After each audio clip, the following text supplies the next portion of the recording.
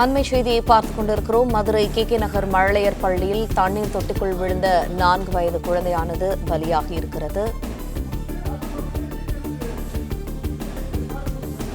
இது தொடர்பான கூடுதல் தகவல்களை எமது செய்தியாளர் ராஜ்குமார் வழங்க கேட்போம். ராஜ்குமார், வணக்கம். விவரங்கள்.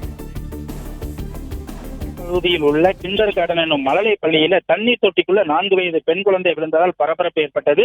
உயிருக்கு ஆபத்தான நிலையில அருகில் உள்ள தனியார் மருத்துவமனைக்கு கொண்டு சென்ற நிலையில தற்போது அந்த குழந்தை உயிரிழந்ததால் பெரும் பரபரப்பு ஏற்பட்டிருக்கிறது. மதுரை கே நகர் பகுதியில செயல்பட்டு வரக்கூடிய ஸ்ரீ கிண்டர் கார்டன் என்னும் மழலையர் பள்ளியில ஒத்தக்கரையை சேர்ந்த 6 என்ற 4 வயது குழந்தையை இன்று பள்ளிக்கு அவர்கள் பெற்றோர்கள் கொண்டு வந்து விட்டு சென்றனர்.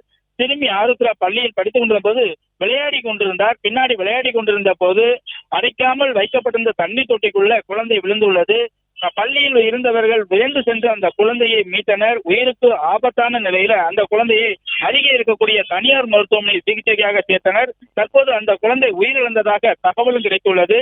இது குறித்து அக்கம் பக்கத்தினர் கொடுத்த தகவலின் பேரில் தீயணைப்பு துறையினரும் விரைந்து பள்ளிக்கு வந்தனர். அதோடு மட்டுமல்லாமல் அண்ணாநகர் போலீசாரும் இந்த குழந்தை இறந்தது குறித்து வழக்கு பதிந்து விசாரணை மேற்கொண்டு வருகிறார்கள்.